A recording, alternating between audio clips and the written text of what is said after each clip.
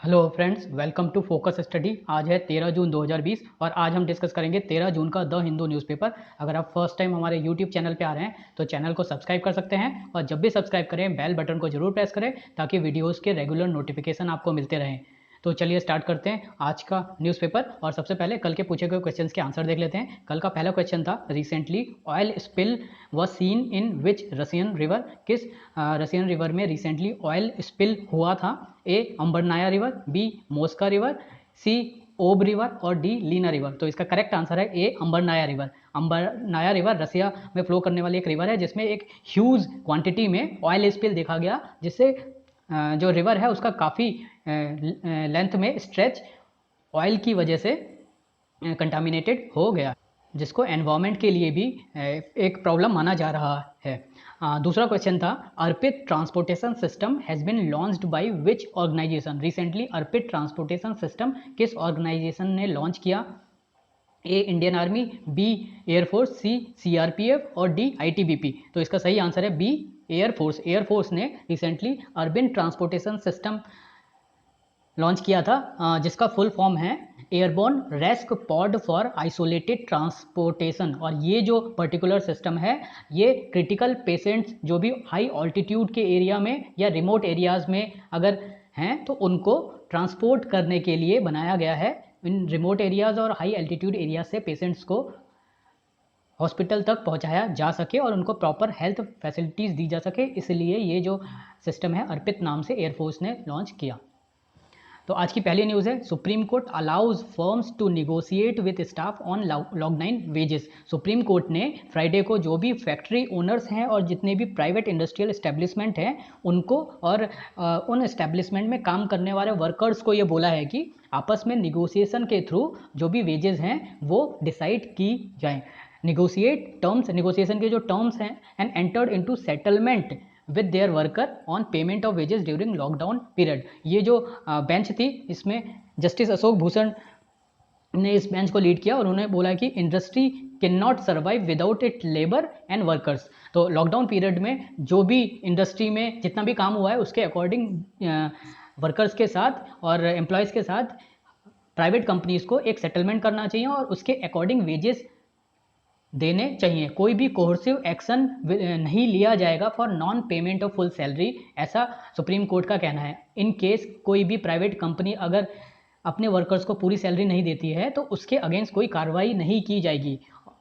इससे रिलेटेड एक instruction government of India ने लॉन्च किया था 29 मार्च को, जिसमें गवर्नमेंट ने एक नोटिफिकेशन में ये बोला था कि जो भी प्राइवेट इंडस्ट्रीज़ हैं वो अपने वर्कर्स को फुल सैलरी प्रोवाइड करें। और इस पर्टिकुलर ऑर्डर के अगेंस्ट पेटिशन फाइल की गई थी सुप्रीम कोर्ट में की, जिसमें सुनवाई के दौरान सुप्रीम कोर्ट ने ये जो अपना डिसीजन है वो दिया है। Court urged employers and employ to sort out their differences and resume work in congenial atmosphere. तो कोर्ट ने दोनों को बोला है, एम्प्लॉयर को भी बोला है, एम्प्लॉयज़ को भी बोला है कि वो आपस में अपने डिफरेंसेस हटा के एक अच्छी तरीके से निगोशिएट करें और जो भी प्रॉपरली और सही वेजेस होती हैं वो डिसाइड करें।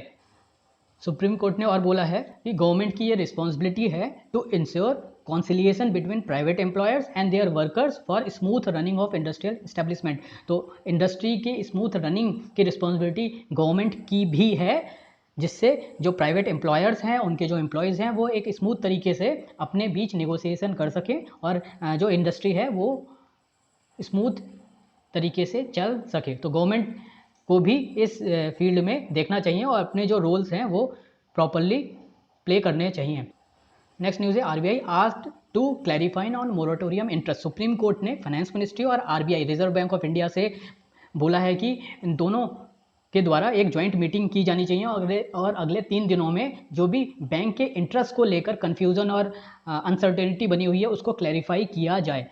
जो बैंक में जो लोन लोगों के द्वारा लिए गए उनमें लॉकडाउन के पीरियड में उन पे जो इंटरेस्ट लगता है उसको डिफ़र कर दिया गया था 31 अगस्त तक, और 31 अगस्त के बाद की कंडीशन क्या रहने वाली है, ये जो लोगों को थोड़ी सी राहत देने के लिए लोन को डिफ़र किया गया था वो एक बार 31 अगस्त के बाद एक बार में लगना है या फिर उसको पार्ट पेमेंट होगा, इस बारे में कोई क्लैरिटी नहीं है। तो इसके लिए भी सुप्रीम कोर्ट ने क्लैरिटी लाने को आरबीआई और फाइनेंस मिनिस्ट्री से बोला है। Delhi government asked to explain decline in कोविड-19 टेस्टिंग। दिल्ली गवर्नमेंट ने अब केसेस की संख्या बहुत ज़्यादा बढ़ने के कारण जो नंबर ऑफ टेस्टिंग है वो कम कर दिया है, और जिस पर्टिकुलर पॉइंट पे सुप्रीम कोर्ट ने दिल्ली गवर्नमेंट से क्वेश्चन किया है कि why this testing drive has been reduced, और जो टेस्टिंग ड्राइव है has dipped from 7,000 to 5,000 a day when other equally affected cities like Chennai and Mumbai में टेस्टिंग बढ़ी है। चेन्नई और मुंबई में जो टेस्टिंग है 16,000 से 17,000 की गई है, लेकिन दिल्ली में जो टेस्टिंग है वो कम होती जा रही है। तो इसके बारे में दिल्ली गवर्नमेंट से जवाब मांगा है सुप्रीम कोर्ट ने, और सुप्रीम कोर्ट ने साथ में ये भी बोला है कि नॉन टेस्टिंग ऑफ पेशेंट कोई सोल्यूशन नहीं है। अगर सरकार टेस्टिंग ना करे तो इससे जो नंबर ऑफ इन्फेक्टेड पर्सन है वो कम नहीं हो जाएंगे। Non testing of patient is not a solution to the problem, rather increase in testing facility is the duty of state. तो टेस्टिंग को बढ़ाना स्टेट और गवर्नमेंट की रिस्पॉन्सिबिलिटी है, और ऐसी इस रिस्पॉन्सिबिलिटी को पूरी तरीके से निभाना चाहिए दिल्ली गवर्नमेंट को भी। Duty of state does not and in informing people. तो सुप्रीम कोर्ट ने बोला है कि केवल नंबर ऑफ बेड जो अवेलेबल है कोरोना वायरस के पेशेंट्स के लिए, या फिर कौन कौन से हॉस्पिटल अवेलेबल हैं, केवल ये बताना ही गवर्नमेंट की ड्यूटी नहीं है। टेस्टिंग फैसिलिटीज़ को भी इंक्रीज़ किया जाना चाहिए, और ये भी गवर्नमेंट की ड्यूटी में आता है। इसके साथ ही दिल्ली के साथ साथ महाराष्ट्र, वेस्ट बंगाल, तमिलनाडु और गुजरात से भी स्टेटस रिपोर्ट जो है वो मांगी गई है सुप्रीम कोर्ट के द्वारा। तो कोविड-19 के जो केसेस हैं वो बढ़ रहे हैं, और दिल्ली गवर्नमेंट की तरफ से नंबर ऑफ जो टेस्टिंग है वो कम कर दी गई। अगर हम लेटेस्ट टैली देखें कोविड-19 के टोटल नंबर ऑफ केसेस की, तो ये 3,000 का आंकड़ा इसने पार कर दिया है, और कल के दिन में ये 3,09,361 तक पहुंच गए हैं। तो 3 लाख से ज़्यादा इंडिया में कोविड-19 के इन्फेक्टेड पर्सन हो गए हैं। टोटल नंबर ऑफ डेथ जिनकी हुई है वो हैं 8,890। अगर हम स्टेट वाइज देखें तो महाराष्ट्र, तमिलनाडु और दिल्ली ये 3 सबसे ऊपर चल रहे हैं। पहले नंबर पे महाराष्ट्र में सबसे ज़्यादा केसेस हैं। Total number of cases 1 lakh से ज़्यादा है महाराष्ट्र में।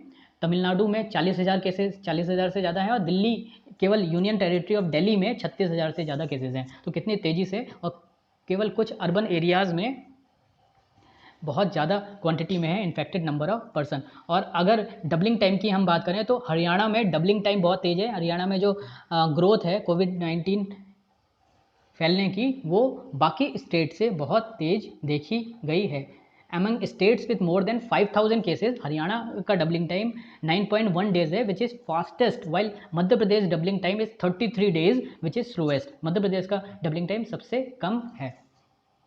तो नेक्स्ट न्यूज़ है, government puts off decision on state GST dues till July. Government ने स्टेट का जो जीएसटी ड्यू है उसको जुलाई तक के लिए पुट ऑफ कर दिया है। जीएसटी कलेक्शन पिछले 2 महीनों में लॉकडाउन के पीरियड में काफ़ी ज़्यादा कम हुआ है, और ये 50% से भी कम हुआ है। करीब 45% जीएसटी कलेक्शन कम हुआ है, ऐसा कहना है फाइनेंस मिनिस्टर का। और जो भी रेवेन्यू का शॉर्टफॉल है उसको एक बार फिर से जुलाई के महीने में जब जीएसटी मीट होगी वो पूरी तरीके से देखा जाएगा। जो भी कंपनसेशन ऑफ सेस स्टेट्स को देना है, या फिर जो भी ड्यूज़ हैं स्टेट्स के, और मार्केट से कितनी बोरोइंग करनी है, ये सारे मुद्दे अब जुलाई में डिस्कस किए जाएंगे। इसके अलावा कुछ स्मॉल मेजर्स के लिए अप्रूवल दिया है जीएसटी काउंसिल ने, और ये जो मेजर्स हैं रिलेटेड है reduction in late fees for past return. तो जितने भी स्मॉल बिजनेस यूनिट्स हैं उन्होंने अगर पास रिटर्न को लेट फाइल किया है तो उसमें लेट फीस नहीं लगेगी। कोविड-19 related relief for small tax payers for period between Feb 2020 to July 2020 provide किया गया है। कुछ रिलीफ प्रोवाइड किए गए हैं। Although GST collection data is usually released on monthly basis. Although GST collection data is released on monthly basis, तो जो भी जीएसटी कलेक्शन का डेटा होता है वो हर महीने के बेसिस पर रिलीज़ किया जाता है, लेकिन no data has yet release for April and May. अप्रैल मई के लिए कोई भी अभी तक डेटा रिलीज़ नहीं किया गया। Under GST law centre must pay the states full compensation for any shortfall in revenue collection until 2022। सो 2022 तक स्टेट्स को अगर कोई भी जीएसटी में शॉर्टफॉल दिखता है तो उसका जो कंपेंसेशन है पूरा का पूरा कंपेंसेशन सेंट्रल गवर्नमेंट की तरफ से दिया जाना चाहिए, ये जीएसटी लॉ कहता है। तो इसी कारण से स्टेट आर डिमांडिंग कि जीएसटी का जो शॉर्टफॉल हुआ है वो सेंटर की तरफ से आना चाहिए। यहाँ पर जीएसटी काउंसिल की बात की गई है, तो हम जीएसटी काउंसिल के बारे में देख लेते हैं।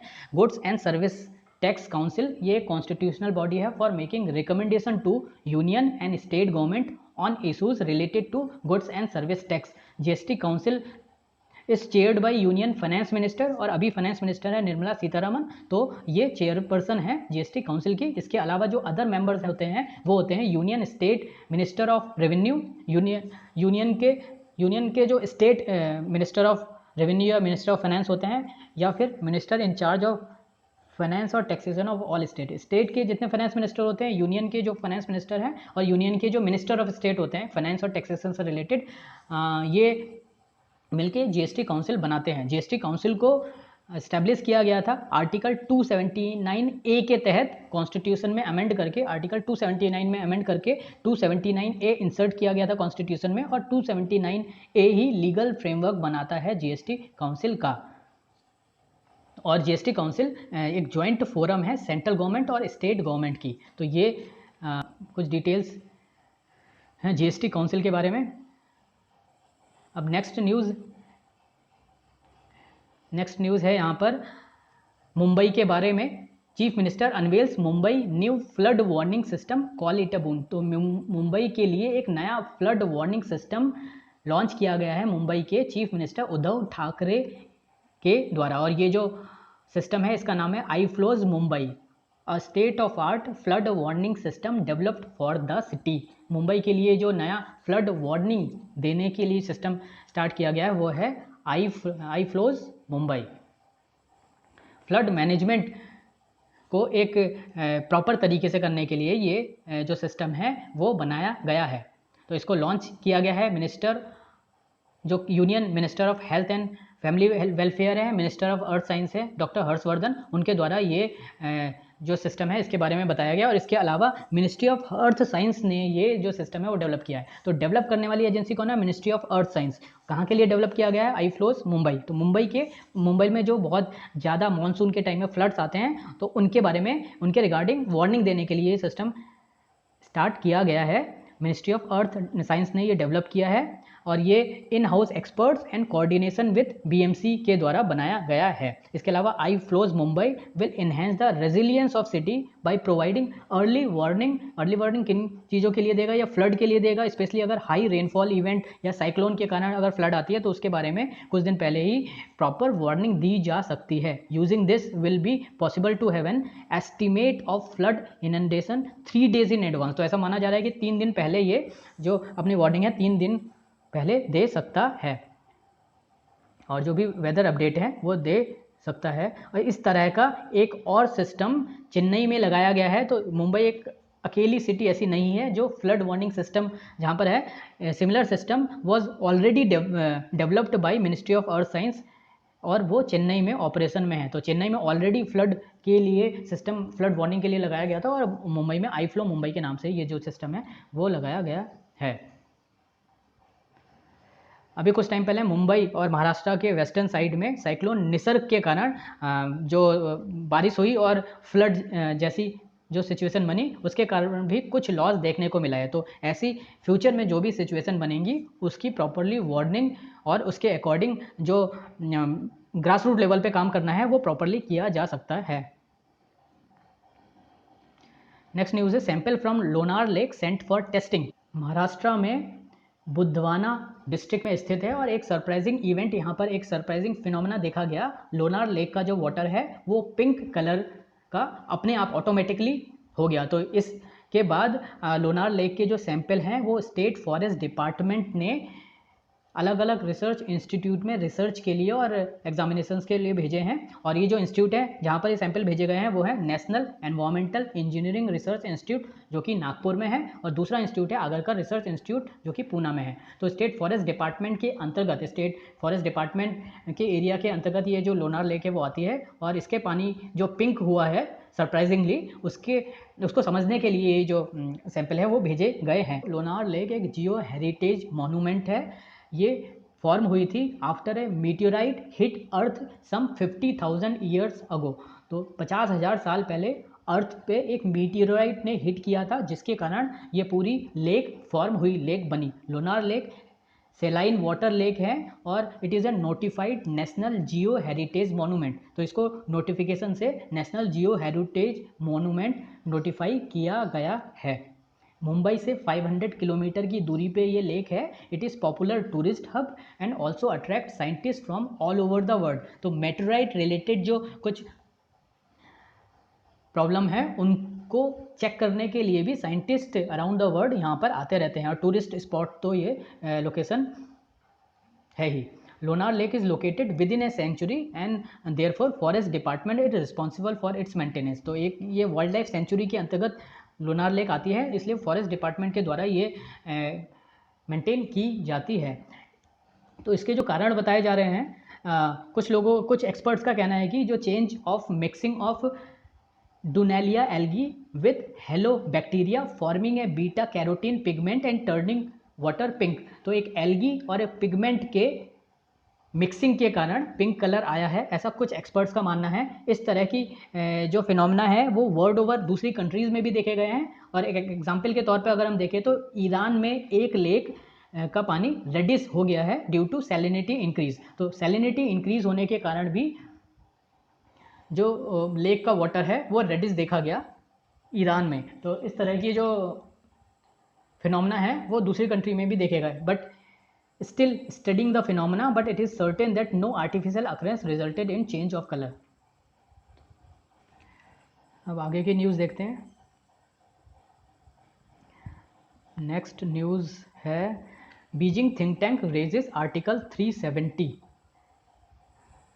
अभी फ़िलहाल में जो इंडिया और चाइना के बॉर्डर पे लाइन ऑफ एक्चुअल कंट्रोल पे जो डिस्प्यूट चल रहा है उसको लेकर चाइना के एक थिंक टैंक ने ये बोला है कि ये जो डिस्प्यूट है वो इंडिया ने लास्ट ईयर 2019 में जो आर्टिकल 370 विड्रॉ किया और कश्मीर को दो भागों में बाइफरकेट कर दिया, ये लद्दाख और जम्मू कश्मीर यूनियन टेरिटरी, उसके कारण देखा गया। ये जो थिंक टैंक है इसका नाम है China Institute of Contemporary International Relations. China Institute of Contemporary International Relation, it is a Beijing based think tank that is affiliated to Ministry of State Security, China top intelligence body. तो एक तरह से China का ये point of view है, China का ये मानना है कि जो आर्टिकल 370 इंडिया ने विड्रॉ किया और जम्मू और कश्मीर को दो यूनियन टेरिटरीज में डिवाइड कर दिया, उसके कारण चाइना में ये इनसिक्योरिटी बढ़ गई कि इंडिया चाइना के पार्ट को हथियाने वाला है। बट एक्चुअल में चाइना की तरफ से इंडिया का अक्साई चीन का एरिया ऑलरेडी ऑक्यूपाई किया गया है। यहाँ पर अगर हम मैप देखें, ये इंडिया का मैप है, इसमें ये पूरा एरिया अक्साई चीन का चाइना ने विड्रॉ कर लिया है। और इंडिया ने जम्मू कश्मीर को जब दो यूनियन टेरिटरीज में डिवाइड किया था तो इसके रिलेटेड जो मैप रिलीज़ किया था उसमें ये जो पूरा एरिया है ये लद्दाख में दिखाया गया, जिसको देखकर चाइना ने ऑब्जेक्शन ऑफिशियली उस समय रेज नहीं किया, लेकिन अपनी सेना को अभी करीब 1 साल के बाद बॉर्डर में भेज के अपना रेजिस्टेंस दिखा रहा है। तो ये बात अब क्लियर हो रही है बिकॉज ये चाइना की टॉप इंटेलिजेंस का जो थिंक टैंक है उसका कहना है, या तो एक तरह से चाइना का ऑफिशियल व्यू यही माना जा सकता है। तो abrogation of article 370 and establishment of Ladakh union territory, ये चाइना का कंसर्न है और इसको लेकर चाइना ने ये जो LAC पे अपनी सेना को भेजा है और बहुत ही एग्रेसिव पेट्रोलिंग की है, ये इसका कारण है। इसके अलावा इस थिंक टैंक का मानना है कि होम मिनिस्टर ने जो अपनी पार्लियामेंट में POK पाकिस्तान ऑक्युपाइड कश्मीर और अक्साई चीन का एरिया को वापस इंडिया में मिलाने की बात कही, उसको लेकर भी चाइना बहुत ज़्यादा डिस्टर्ब था इस थिंक टैंक के अकॉर्डिंग। तो ये जो इंडिया का मूव था वो वेल एक्सप्लेन किया गया था इंडिया के एक्सटर्नल अफेयर्स मिनिस्टर के द्वारा चाइना में जाके, और बहुत ही क्लियर तरीके से एक्सटर्नल अफेयर्स मिनिस्टर और बाकी डिप्लोमेट्स के द्वारा और इंडियन अथॉरिटीज़ के द्वारा भी बताया गया कि ये जो मूव है it is entirely internal matter of India और इसका कोई भी फर्क इंडिया की एक्सटर्नल बाउंड्रीज पे नहीं पड़ना है, और जो भी लाइन ऑफ एक्चुअल कंट्रोल दोनों कंट्रीज़ के द्वारा वेल एस्टेब्लिश की गई एग्रीमेंट्स में उस पर नहीं पड़ेगा। लेकिन फिर भी चाइना की तरफ से ये जो एग्रेसिव स्टेप है वो उठाया गया। तो चाइना का जो मेजर डर है और जो एक्चुअल रीज़न समझ में आ रहा है अब इस डिटेल के बाद कि ये जो LAC पे इनकर्सन और ये सारे एग्रेसिव मूवमेंट किए जा रहे हैं चाइना के द्वारा, वो आर्टिकल 370 के विड्रॉल होने के कारण किए जा रहे हैं। नेक्स्ट न्यूज़ है Supreme Court raps government on pay cut for medical staff. Supreme Court ने गवर्नमेंट को बहुत ही स्ट्रांगली बोला है कि why government is cutting payment और salary of government and private medical staff. Medical staff front line में रहने वाले वर्कर्स हैं, उनको एक तो जो इंफ्रास्ट्रक्चर की कमी है, दूसरा जो मास्क हैं, जो प्रोटेक्टिव सूट्स हैं उनकी कमी है, उसके बावजूद उनकी सैलरी पूरी नहीं जाएगी तो किस मोटिवेशन के द्वारा उनके द्वारा काम किया जाएगा। तो इस बात को लेकर सुप्रीम कोर्ट ने गवर्नमेंट को पूछा है, जवाब मांगा है। डॉक्टर बोथ इन गवर्नमेंट और private hospital were seen on front line and should be spared salary cut. They put their lives on the line, often facing threat not only from virus but also from mob. तो virus के साथ साथ डॉक्टरों को तो लोगों से भी खतरा है, बिकॉज पिछले कुछ दिनों में लोगों के द्वारा भी डॉक्टर्स पर काफ़ी अटैक देखे गए हैं। तो गवर्नमेंट को एक तरफ तो डॉक्टर्स के लिए बहुत ज़्यादा करना चाहिए, और गवर्नमेंट अपने लेवल पे जो सैलरी जा रही है डॉक्टर्स को वो भी कट कर रही है। तो ये जो चीज़ है इस पर सुप्रीम कोर्ट के द्वारा बहुत ही स्ट्रांग व्यू लिया गया है।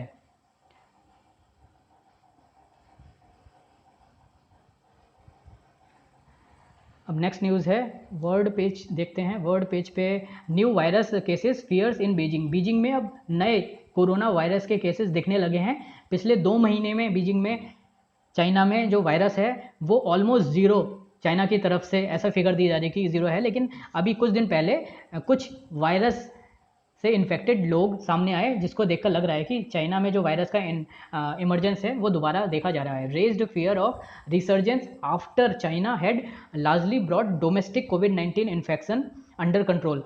Majority of cases in recent month have been overseas nationals tested as they return home. तो ज़्यादातर जो केसेस हैं जो बाहर से लोग आ रहे हैं उन्हीं में पाए गए, लेकिन अब ये दोबारा से चाइना में वायरस का रिसर्जेंस देखा जा रहा है। Hong Kong rejects United kingdoms biased remark. तो यूनाइटेड किंगडम ने 1997 में चाइना से एक ट्रीटी की थी जिसके तहत हांगकांग चाइना को हैंडओवर किया गया था बेसिस ऑन सम कंडीशंस, और वो कंडीशन थी 1 कंट्री 2 सिस्टम फॉर्मूला। तो अभी जो चाइना ने अपने पार्लियामेंट में एक एक्ट पास करवा के हांगकांग की सिक्योरिटी को अपने हाथ में ले लिया, उसको देखते हुए ब्रिटेन ने, यूनाइटेड किंगडम ने चाइना को क्रिटिसाइज किया है।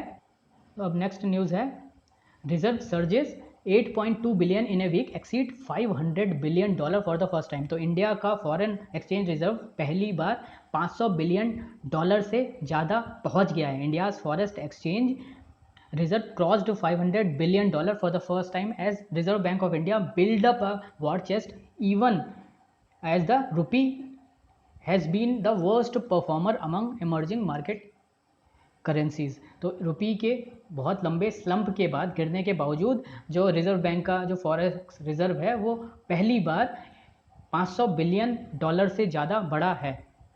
इंडिया का जो फॉरेक्स रिजर्व है पिछले एक हफ्ते में $8 बिलियन से इंक्रीज़ हुआ है, जो 2007 के बाद वीकली सबसे बड़ा इंक्रीज़ माना जा रहा है। इसके कारण क्या है? इसके जो कारण माने जा रहे हैं, जो फॉरेन करेंसी एसेट हैं आरबीआई के रिजर्व में वो बड़े हैं, जिसके कारण ये पूरा जो रिजर्व है वो बढ़ता हुआ देखा गया है।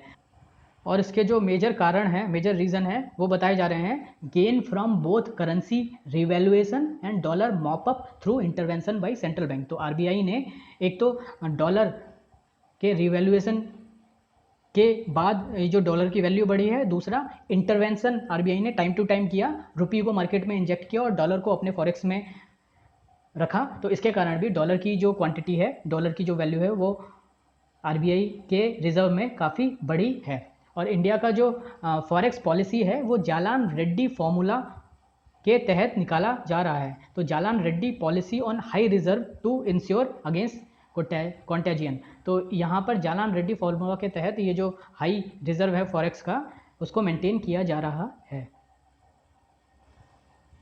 तो ये थे आज के न्यूज़ आर्टिकल्स। अब आज के क्वेश्चन देख लेते हैं। Which state government has declared Gairsain as its summer capital. तो रिसेंटली एक स्टेट गवर्नमेंट ने गैरसैंड को अपनी समर कैपिटल डिक्लेयर की है। वो कौन सा स्टेट है? उत्तर प्रदेश, उत्तराखंड, सिक्किम या फिर हिमाचल प्रदेश। और दूसरा क्वेश्चन है आज का, Baghjan oil well is located in which state, जो रिसेंटली न्यूज़ में है, राजस्थान, महाराष्ट्र, असम या फिर आंध्र प्रदेश। तो इन दोनों क्वेश्चन का आंसर आपको कमेंट सेक्शन में बताना है। तो ये थे आज के क्वेश्चन। आई होप कि आपको पसंद आया होगा, और अगर आपको पसंद आया है तो वीडियो को लाइक करें, शेयर करें, सब्सक्राइब करें और कमेंट भी करें। Thanks for watching.